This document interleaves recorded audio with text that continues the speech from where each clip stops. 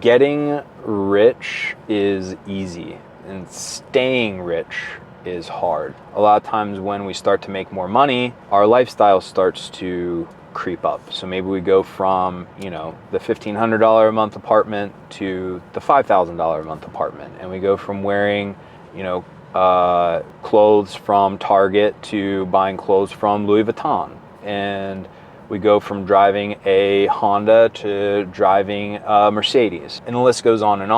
And our lifestyle creeps up to the point where we're spending as much as we're making, and we never actually build any real wealth. And then something happens, whether it's an economic shift or loss of a job or a change in the marketplace, and all of a sudden we lose that income and we're not rich anymore. And it is difficult to earn more than you need and to put that into your critical mass and not touch it and continue to grow that critical mass to the point where it is spitting out returns and cash flow and income that pay for your lifestyle, where you could lose your job, you could lose that thing that made you rich, the economy could change, the market could change, and you're still financially secure. Very few people become rich because they're just not willing to do the work and find the answers. Anyone can do it, but it's really hard to stay rich because very few people have the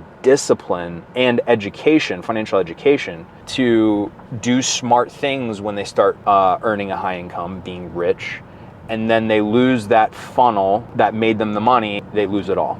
And if you can develop the discipline to retain your wealth through investing and not touch that and not have that lifestyle creep that we talk about, you can be wealthy for not only for yourself, but for many generations to come. I was reading recently that Benjamin Franklin, he gave $1,000 to the city of Boston and $1,000 to the city of Philadelphia before he died in a trust. And he said, you cannot touch this for 100 years. It was invested, I believe, just in the marketplace. And I want to say that money is now, when the 100 years came up, they built some schools and things with it. And I want to say each city had like $50 million or something like that from his $1,000 investment. And I think most people don't understand the power of compounding. They don't understand the principle of building up the critical mass. They don't understand what interest, how much they need to be earning as a rate of return on their investments to support the lifestyle that they want. If they could just understand that, it's easy to get rich for a short period of time. It's difficult to have the discipline, knowing that you need to educate yourself on financial principles and wealth to know what to do with that money and not just spend it on cars and clothes and stupid things that can be taken from you like that. So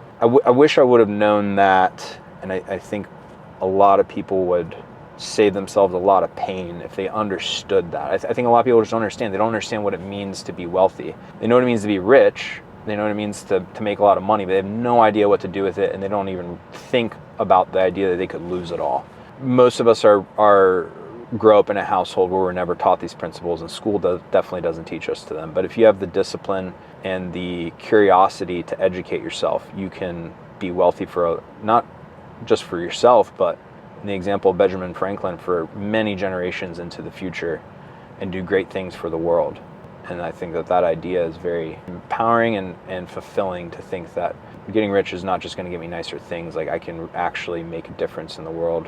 Even Mother Teresa, if you look at her, she was so good at acquiring money, and look how much good she was able to do with it. Like, imagine if you can get rich and you can educate yourself on financial principles, and you create wealth for future generations. Think about all the good you can do with that. It's super fulfilling to think about. So I think that if you have the ambition, it's really selfish if you don't become wealthy, and educate yourself on what to do once you become rich, so you keep it not only for yourself but for future generations.